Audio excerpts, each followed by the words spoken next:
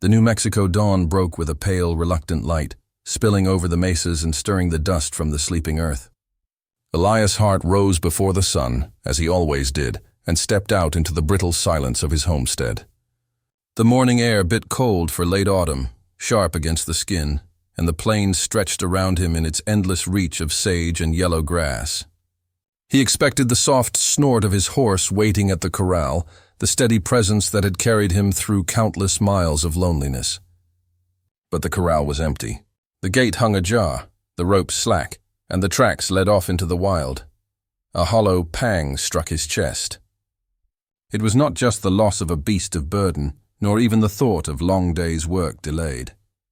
His horse was his last companion, the only pulse of life that shared his silence, since death had carried away his wife and infant child years ago. To lose it felt like the earth itself had turned against him. He muttered a curse, but the sound carried thinly in the cold air, vanishing as though the desert refused to hear. The day stretched long with waiting. Elias repaired a fence, patched a section of roof, brewed coffee that tasted bitter without company. He paused often at the horizon, eyes drawn to the far line of dust and scrub where the world fell away. Each time emptiness answered him. Shadows lengthened, and the silence grew thick. It was near sunset, the sky bruised with red and purple, when he heard the faint drumming of hooves. His breath caught. He turned, heart tight, and saw his horse cresting the rise, mane dark with sweat, sides heaving. Relief flickered first, then confusion. For there was a figure slumped on its back. The rider was small, fragile-looking at first, but as the horse drew closer, Elias saw it was a woman. Her skin bore the bronze tone of the Apache, her shawl tattered and clinging against the wind, her long black hair bound into braids that spilled down her shoulders. She sat not as a thief, but as someone carried, clinging weakly to the animal's withers. When the horse reached the yard, she nearly slid off, catching herself at the last breath. Her dark eyes found his, and they were proud eyes, even in their weariness, proud and sharp, wary as a knife's edge. Elias stood motionless. He had seen Apache raiding parties once, years ago, and had fought at the edge of skirmishes where fire and lead tore through settlements. His heart still carried those memories like half-healed scars. Yet this woman was alone, without weapon, without demand. She swayed in silence, watching him as though braced for judgment. He stepped forward slowly, laying a steadying hand on his horse's neck. "Where'd you come from?" he asked, voice low, roughened by long disuse. She gave no answer. Perhaps she did not understand English, or perhaps she would not grant him her words. The silence stretched, save for the creak of saddle leather and the restless stamping of hooves. Elias sighed, the weight of duty pressing harder than choice. He could not leave her to the night, not with the chill already creeping over the plain. So he reached up and helped her down. Her body trembled with exhaustion, yet she held herself upright, chin lifted. He gestured toward the cabin. She followed, her bare feet stirring dust, her shawl wrapped tight as though armor against his gaze. Inside, the cabin lay dim and still, lit only by the fire burning low in the stone hearth. Its smell was wood smoke and old leather, coffee grounds gone bitter in a tin pot. Tools hung on the wall, spade, hammer, the rifle always within reach. Against the far corner stood a rocking chair, worn smooth by hands long gone, and near it, a trunk that held what he had never been able to throw away, his wife's wedding dress, folded like a ghost of another life. Elias fetched a blanket from the bunk and spread it on the floorboards near the fire. "You can sleep here," he said. She gave no word, only sank to her knees, drawing the blanket around herself with quiet dignity. The firelight painted her face in soft bronze and shadow, the high cheekbones, the eyes that seemed always half a world away.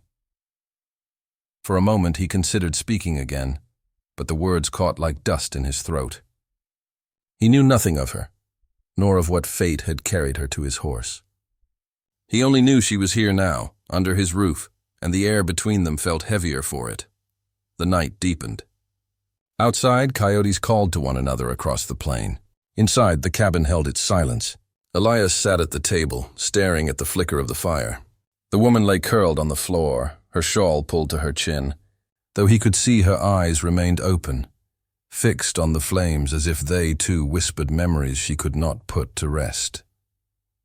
Loneliness, it seemed, had taken two shapes that night and placed them under the same roof. Elias felt it pressing in around him, stranger and heavier than when he had lived alone. For in the quiet presence of another soul, his solitude seemed sharper, more unbearable. He realized then that he was no longer truly alone, but somehow more isolated than ever. And so the night carried them, two shadows bound not by choice but by circumstance, listening to the fire crackle and the coyotes wail, waiting for dawn to reveal what fate had brought together on the dust of New Mexico. The days that followed settled into a silence that was not quite peace. Elias' heart rose each morning before the sun, as he always had, and set about his labors, the tending of cattle, the mending of fences, the shaping of tools whose edges wore dull from time. The desert did not wait for grief, nor did it soften for memory. Work demanded hands, and Elias gave his without question. Yet now, when he returned to the cabin, he no longer stepped into solitude. The woman was there. She moved like a shadow through his home, noiseless and deliberate, her shawl trailing behind her as though it carried the weight of another life. She did not ask permission, nor did she explain. She swept ashes from the hearth, drew water from the well, folded the spare blankets with a care that seemed more ritual than necessity. Elias watched her once, chopping vegetables with his old knife, her braid falling forward, bound at the end with a strip of worn cloth. Later he realized it was not cloth at all, but a piece torn from a tunic, a soldier's, or perhaps a husband's. He did not ask. The air between them was filled with memories unspoken. Elias had his own, and they pressed harder now, with her presence stirring them awake. Each time he passed the porch, the rocking chair shifted with the wind, creaking faintly, as though his wife still sat waiting in it, hands folded over her belly heavy with life that never came to be. He could not look at it long without feeling the old ache gnawing his ribs. Inside the cabin, the trunk remained in its corner, locked but not forgotten. Within lay her wedding dress, ivory turned to yellow with the years, a garment too fragile to touch, yet too sacred to discard. He carried his wife's ghost in every shadow of that house, and now another ghost walked beside it. He noticed how the woman, Nashdoiba, he would later learn her name, paused sometimes at the walls of the cabin, her eyes fixed on nothing he could see. She would stand still, shawl drawn to her shoulders, lips pressed tight, as if listening for voices only she could hear. At night she lay on the floor by the hearth, but Elias could see the stiffness in her body, the way her hands clenched in her sleep. Grief, he knew, carved the body as much as the heart. One afternoon, when the wind howled across the plains and brought dust that coated every surface, Elias sat sharpening his knife on the whetstone. He glanced toward her.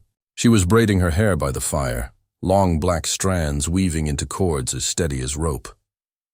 At the end she tied it again with the strip of cloth. In that motion, Elias saw the weight of her loss. He thought of his wife's hair, golden like straw in sunlight, the way he once brushed it before they wed.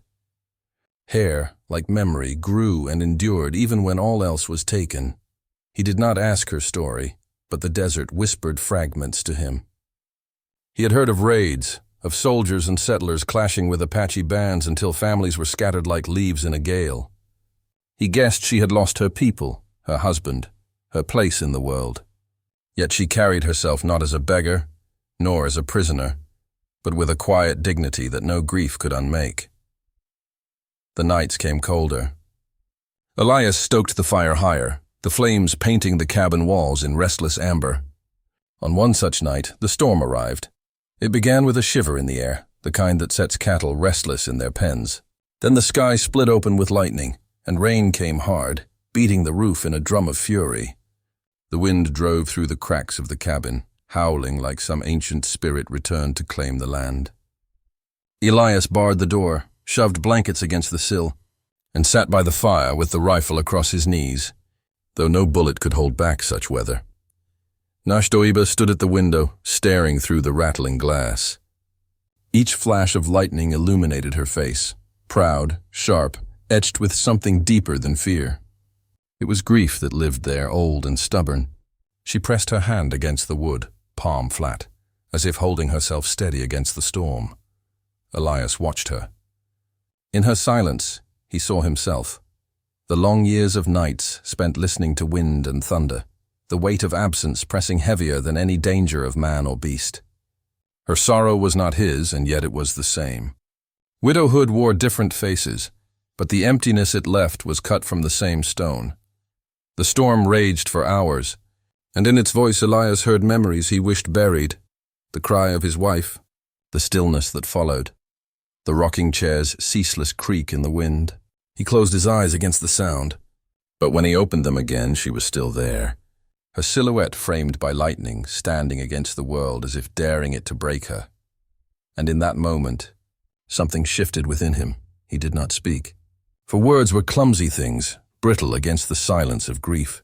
But he understood then that beneath the vast gulf of culture, of tongue, of history, there ran a current that was the same in every heart broken by loss. The desert did not care whether the grief belonged to Apache or settler. It carved them alike. When at last the storm passed and the fire burned low to embers, Nashdoiba turned from the window. Her eyes met his in the flickering dark, and for the first time, Elias did not look away. He realized then that grief, though it divided the living from the dead, could bind the living to one another. And though the silence between them remained, it was no longer the silence of strangers, but of two souls standing at the same edge of sorrow. The storm returned fiercer than before, rolling across the plains like a dark army. By dusk, the sky had sunk into a blackness heavy as iron, and the first drops struck the earth with the sharpness of thrown stones. Elias brought in what wood he could carry, stacking it by the hearth. His cattle moaned low in their pen, uneasy at the scent of rain and lightning. The wind rose, tearing through the yard, rattling the shutters of the cabin. The creek that ran near his land began to swell, its current quickening to a roar that warned of flood. Elias barred the door and pressed his shoulder to it, as if his weight alone could keep the wilderness at bay. Inside, the fire snapped, but the comfort it promised faltered when the smoke thickened, curling back into the room. The chimney, long overdue for clearing, had clogged with soot and ash. Smoke stung their eyes, forcing coughs from their throats. The cabin became a haze of burning air. Elias cursed under his breath and seized the iron poker. He pushed at the fire, but it only snarled higher, flames licking desperate for breath. Nashdoiba moved quickly, faster than he expected. She fetched a bucket of water, not to douse the fire entirely, but to cool its edges, temper its hunger. Their eyes met through the smoke, and without words they understood. The blaze had to live, or the night would swallow them in cold. He climbed onto the hearthstones, stretching his arm into the flue with the poker, coughing hard. The soot rained down, blackening his shirt, choking the air. Then he felt a hand at his shoulder, her hand. Rough, calloused, alive. She steadied him, her touch both anchor and command. Together they wrestled the fire into balance, she feeding it with split kindling, he forcing the draft open until at last the smoke found its path again. The cabin cleared little by little, the fire settling into a steady, vital glow. When it was done, Elias leaned back against the wall, chest heaving. Nashdoiba sank onto the floor by the hearth, her shawl wrapped tight, sweat glistening on her brow though the air was chilled. For the first time since she had entered his life, Elias felt the presence of her hand lingering on his skin long after it had gone. The storm battered the cabin walls for hours, each gust of wind making the timbers groan. Rain slashed at the roof with a fury that seemed bent on tearing the world apart. Outside, the creek spilled its banks, rushing wild over the flats. Inside, time slowed. They were trapped, yet alive, bound by the fire they had saved. Silence grew between them. Not the heavy, mistrustful silence of strangers, but something taut and waiting. The firelight carved shadows on her face, softening her sharp cheekbones, glinting in her dark eyes. Elias watched her fingers, how they tightened on the shawl, then loosened as if deciding something within. Then she began to sing. The sound startled him, not for its volume. Her voice was low, nearly swallowed by the storm, but for the way it cut through the night like a blade through cloth. It was a song unlike any he had ever heard, slow and mournful, woven from notes that rose and fell like the wind itself. The words were in her tongue, Apache syllables shaped by sorrow, each one carrying the weight of memory. Elias did not understand the language, yet he felt the meaning all the same. It was mourning, he knew that much. A song for the dead, perhaps for a husband lost, or for a people scattered, or for a life that would never return. Her voice trembled at first, but then grew steady, filling the small cabin with a music older than any church hymn he had known. He closed his eyes and listened. The melody seeped into him, carving at places he thought long hardened. He remembered the silence of his wife's grave, the child he had never held, the years of nights where the only voice he heard was his own echo. Her song cracked something in him, and though he did not weep, his chest ached as if he had. When she finished, the fire popped, sending sparks into the air. She lowered her gaze, almost ashamed of having revealed too much. Elias wanted to speak, to tell her he had understood even without words, but his throat betrayed him. Instead, he only nodded once, slow and deliberate. She met his eyes then, truly met them, and for a breath's span she did not look away. In that gaze, she seemed to see him not as a settler, nor as a man who had taken part in battles against her people, but as a soul carved hollow by loss, the same as her. And in her eyes, Elias saw not just an Apache widow, but a woman who had fought to keep dignity in a world intent on stripping it away. The storm raged on, but something within the cabin had shifted.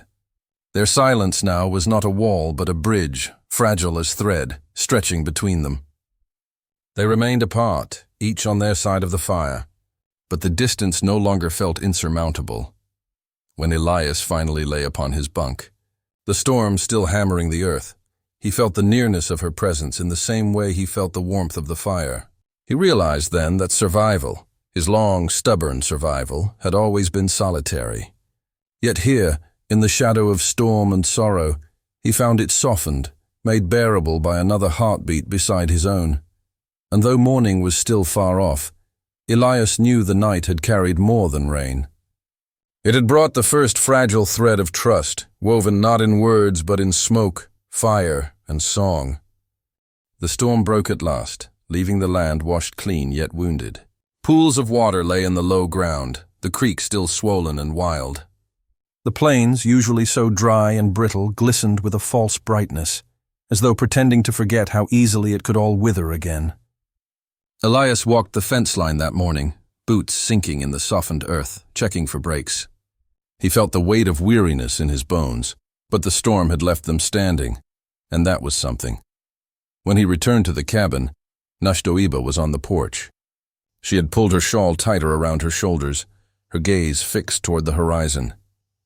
Elias followed her eyes and soon heard what she had sensed first, the faint jingle of tack, the distant laughter of men riding careless after drink. 2 riders crested the rise, swaying slightly in their saddles. They were ranch hands from the settlement westward, men Elias knew by sight, if not by name. Their horses sloshed through the mud, and when they saw Elias, they raised their hands in a mock salute. "Well, Hart," one called, his voice thick with whiskey. "Heard tell you'd gone half wild out here. Didn't figure it meant taking in strays." Their eyes fell to Nashtoiba. She did not move, her chin lifted, though her shoulders tensed beneath the shawl. The second man spat into the mud. Dangerous company, bringing one of them under your roof. Folks in town might not take kindly to it. "You aiming to invite trouble, or you just lost your senses?" Elias felt the burn of their words, the weight of their suspicion. The world had never forgiven easily, and men like these carried their grudges like loaded rifles. He stood on the porch, his hand resting casually near the rifle propped against the wall. "She's here under my protection," he said, voice steady. "That's all anyone needs to know." The first rider chuckled, though it held no humor. "Protection, is it? Careful, Hart. Some protections ain't worth the price." They wheeled their horses then, laughing between themselves, and rode off toward the west, leaving tracks cut deep into the wet earth. Elias watched until they were gone, his jaw tight, His chest knotted with the knowledge that their visit was not the end. Inside, Nashdoiba turned on him. Her words came clipped, her English rough but clear enough. "You should not risk for me. I bring danger. I do not ask it." Elias met her eyes. "You didn't have to ask. They'd have spoken the same no matter what." She shook her head, anger flashing like flint. "You think me helpless? You think I need your shelter?" His temper, long buried beneath layers of grief and silence, stirred at last. "You think I don't know the risk? My name's already worth little enough to them. Now they'll mark me as traitor for giving you fire and roof. But I won't turn you out, not to the mud and wolves." The words hung sharp between them. She looked away, her shoulders taut, her silence louder than any reply. Elias cursed himself inwardly. He had not meant to lash out, but the truth had clawed its way through. She was both burden and presence, danger and salvation, and he could not untangle one from the other. The day dragged heavy. Elias repaired a broken harness, each pull of the leather binding his thoughts tighter. Nashdoiba kept to herself, moving about the cabin with deliberate quiet, her face unreadable. Yet even in silence, he felt her anger radiating as strongly as his own. Night fell, and the cabin filled with the smell of lantern oil and smoke. Elias sat at the table, the rifle before him. He stripped it down, oiled the metal, and worked the pieces with the care of a man who knew trouble was not far off. Each motion was steady, controlled, though his mind churned with the memory of those ranch hands' mocking eyes. Across the room, Nashdoiba sat by the fire. At first Elias thought she was mending cloth, but then he saw her fingers weaving strands of horsehair into a braid. Her movements were slow, deliberate, almost ceremonial. The braid grew beneath her hands, a small cord of strength and memory, its dark fibers gleaming in the firelight. He watched without speaking. She tied the braid at the end with a strip of her shawl, then laid it gently on the mantel above the hearth. Only then did she glance toward him. No words passed between them, yet the gesture spoke clearer than speech. It was not thanks spoken aloud, but gratitude woven in silence, an acknowledgement that though their anger had cut, she understood his defense had come at cost. Elias returned his gaze to the rifle, though the tightness in his chest eased. For all their conflict, something unspoken bound them now, a recognition of loyalty neither had sought, but both had offered. The fire crackled. The lantern hissed faintly. Outside, the land lay dark and watchful, the memory of the storm still in its bones. Elias slid the last piece of the rifle into place, the metal clicking home. He looked once more at the braid above the fire. In that small, simple act, he saw what words could not carry, a thread of trust, fragile and thin, yet stronger than pride. And though danger lingered beyond the horizon, beneath his roof he felt the stirring of something he had not known in years. Not peace, not yet, but the beginning of it. The days after the rider's visit unfolded with a strained rhythm, yet one that slowly softened at its edges. Elias rose early as always, stepping out into the crisp air with the axe over his shoulder. He split logs in the yard until the swing of the blade became steady as breath, the thud of wood echoing across the flats. When he returned to the cabin, the smell of coffee often greeted him, bitter and strong, poured by Nashdoiba into the tin cups. She did not ask if he wanted it, nor did she speak when she set it on the table. Yet the gesture was there, small but certain, their silences no longer pressed as heavily as before. She mended clothes in the firelight, her shawl falling loose around her shoulders, while he patched saddles or sharpened tools. At times he caught her humming softly under her breath, though she ceased whenever she noticed him listening. He let her be. The quiet between them had shifted. It was no longer the silence of strangers, but of two people circling an understanding neither dared to claim. Still, the shadow of danger never left. Elias felt it each time he looked toward the horizon, expecting dust and hooves. It came one evening, just as the sun dropped red behind the mesas. The sound of horses reached them first, rough and hurried. Elias stepped onto the porch, rifle in hand. Two of the ranch hands rode hard into the yard, their faces lit by drink and malice.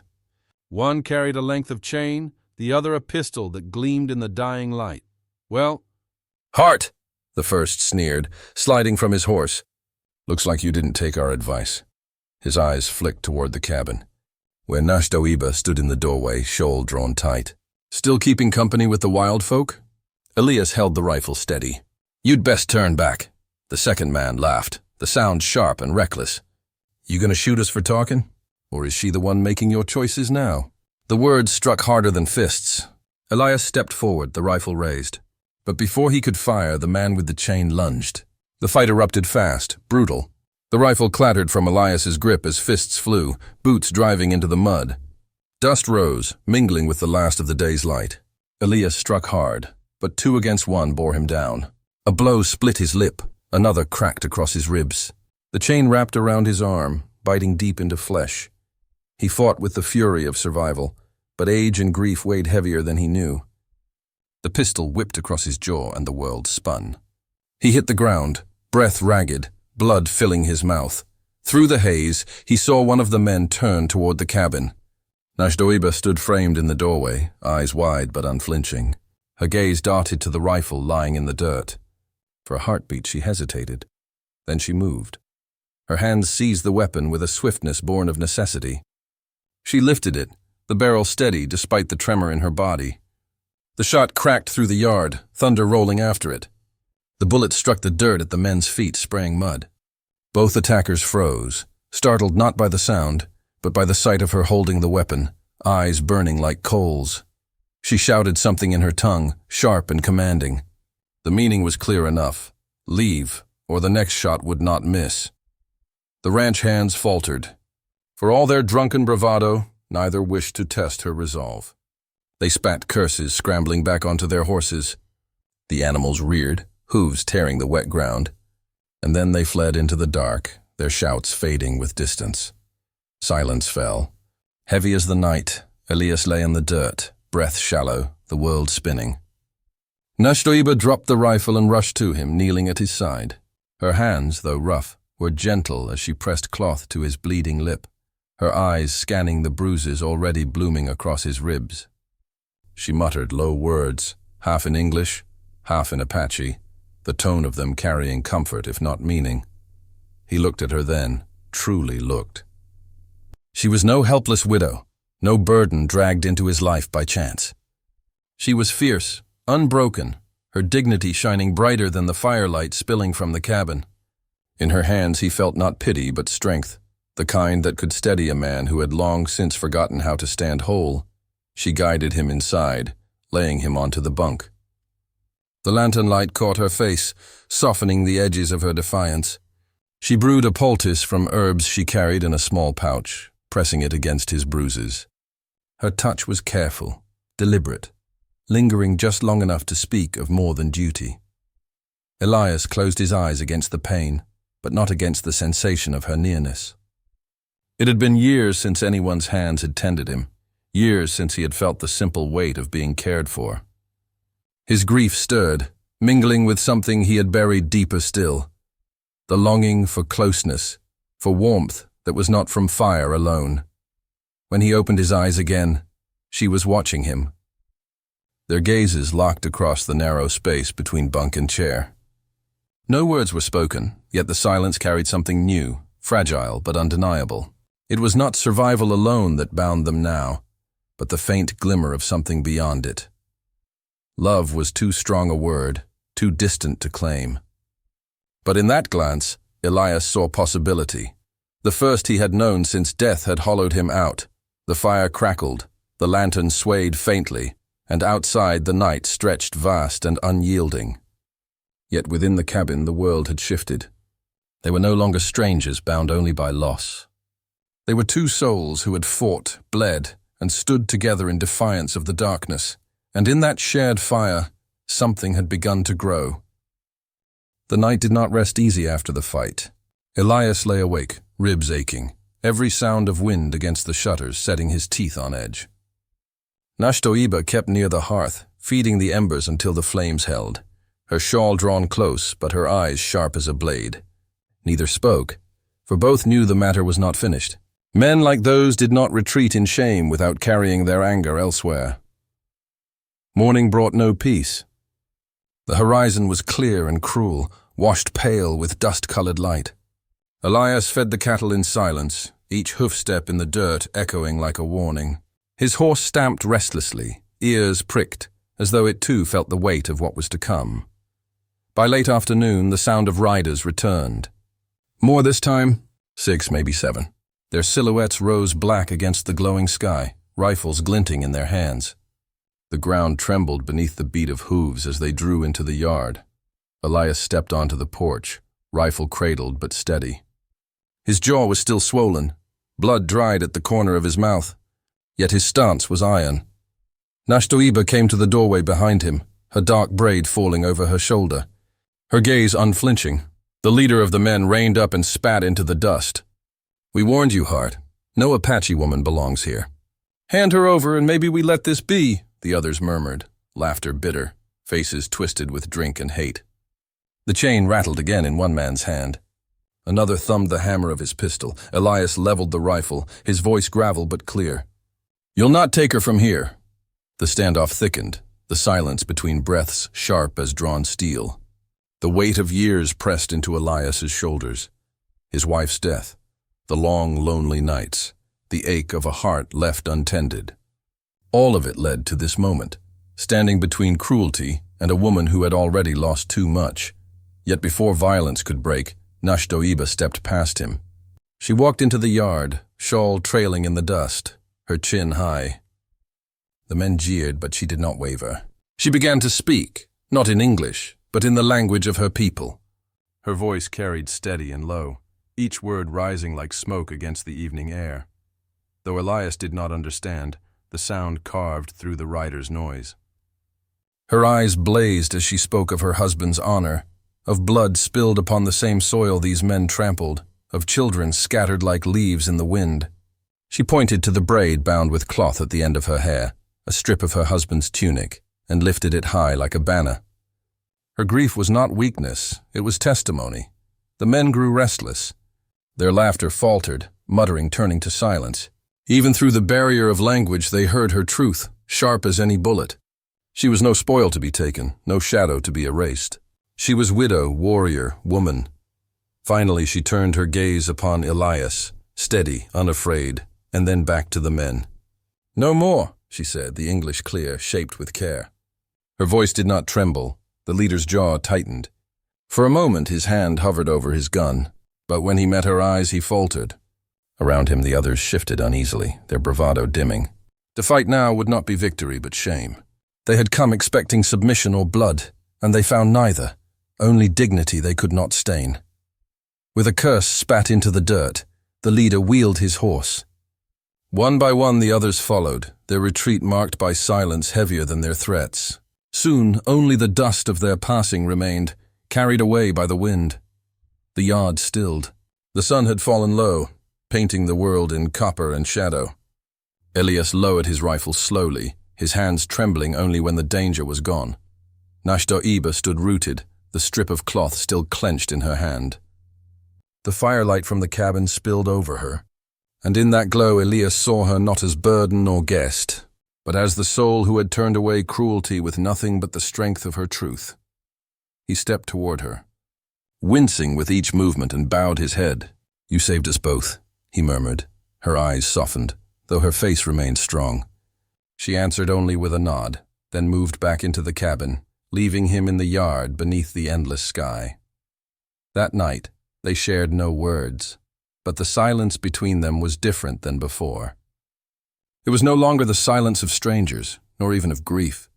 It was the quiet of something beginning to heal.